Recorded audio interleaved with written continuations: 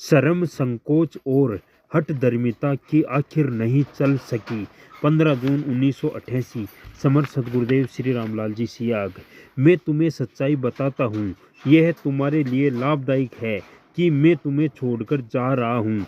यदि मैं न जाऊँ तो वह सहायक तुम्हारे पास नहीं आएगा, पर यदि मैं जाऊँ तो उसे तुम्हारे पास भेज दूंगा।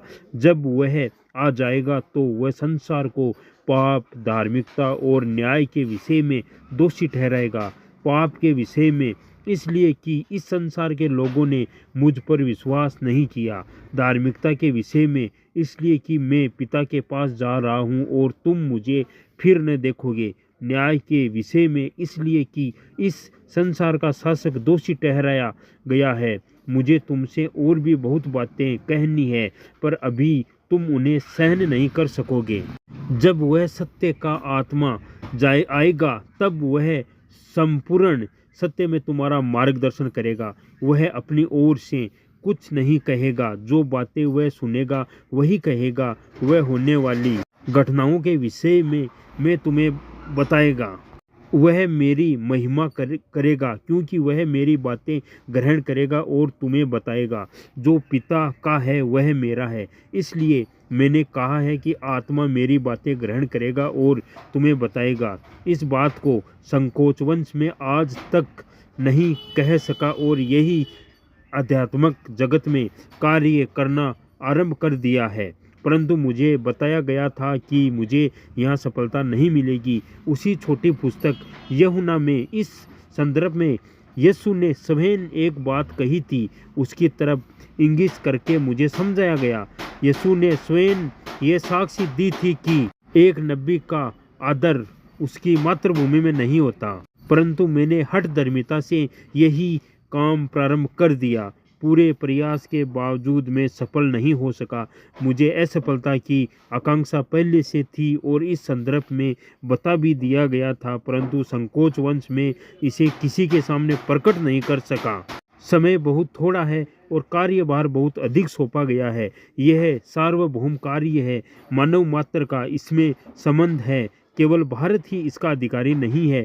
मेरा सोचना गलत था, असफलता मिलना गलत नहीं है। मैं तथा मुझ में आध्यात्मिक दृष्टि से जुड़े लोग जिस आनंद की अनुभूति करते हैं, उसके बारे में यीशु के शिष्य यूहन्ना ने कहा है, यह एक आंतरिक आनंद है जो सभी सच्चे विश्वासियों के हृदय में आता है। यह आनंद हृदय में बना रहता है। सांसारिक आनंद के सम्मान यह आता जाता नहीं है, उसका आनंद पूर्ण है। वह हमारे हृदयों के कटोरों को आनंद से तब तक भरता है जब तक उमड़ न जाए। उपयुक्त तथ्य मुझे बहुत प्रभावित कर रहे हैं। भौतिक जगत में इस एक रास्ते के अलावा सभी रास्ते बंद कर दिए गए हैं। अतः अब मैंने संकोच और श्रम छोड़कर संसार के सामने स्पष्ट रूप से प्रकट होने का फैसला कर लिया है। वह परम सत्ता अगर मुझ जैसे तुच्छ प्राणी के माध्यम से यह सारा खेल खेलना चाहती है तो मैं उसे कैसे रोक सकता हूँ। मेरी हठधर्मी चलेगी नहीं। अतः मैं पूर्ण रूप से समर्पित होकर हर आदेश का पालन करने को तैयार हो गया हूँ। अब यथाशीघ्र पश्चिमी जगत के देशों से संपर्क करने के प्रयास करूंगा। मुझे समझाया जा रहा है कि संसार के लोग बड़ी ही उत्सुकता से इंतजार कर रहे हैं। मात्र संदेश पहुंचने की देर है। इसका आभास तो लोगों को बहुत पहले से होने लग गया था। संसार के कई संत इस संदर्भ में भविष्यवाणी कर चुके हैं। संसार के साथ साथ मैं चाहता हूं कि इसका प्रचार प्रसार भारत में भी हो, क्योंकि मेरा शरीर इसी पवित्र मिट्टी से बना है। मुझे महर्षि श्री अरविंद की यह भविष्यवाणी बहुत अधिक प्रभावित कर रही है। क्रम विकास में अगला कदम जो मनुष्य को एक उच्चतर और विशालतर चेतना में उठा ले जाएगा और उन समस्याओं का हल करना प्रारंभ कर देगा जिन समस्याओं ने मनुष्य को तभी से हैरान और परेशान कर रखा है जब से उसने वैयक्तिक पूर्णता और पूर्ण समाज के विषय में सोचना विचारना शुरू किया था। इसका प्रारंभ भारत ही कर सकता है और यद्यपि इसका क्षेत्रफल सार्वभौम होगा, यद्यपि केंद्रीय आंदोलन भारत ही करेगा। उसके अतिरिक्त श्री अरविंद की यह भविष्यवाणी बिल्कुल सत्य है कि 24 नवंबर 1926 को श्री कृष्ण का पृथ्वी पर अवतरण हुआ था। श्री कृष्ण अतिमानसिक प्रकाश नहीं है। श्री कृष्ण के अवतरण का अर्थ है अधिमानसिक देव का अवतरण, जो जगत को अतिमानस और आनंद के लिए तैयार करता है। श्री कृष्ण आनंद में है, वे अतिमानस को अपने आनंद की ओर उद्बुद्ध करके विकास का समर्थन और संचालन करते हैं। गीता के अक्षय आनंद को संतों ने नाम खुमारी और नाम अमल की संज्ञा दी है।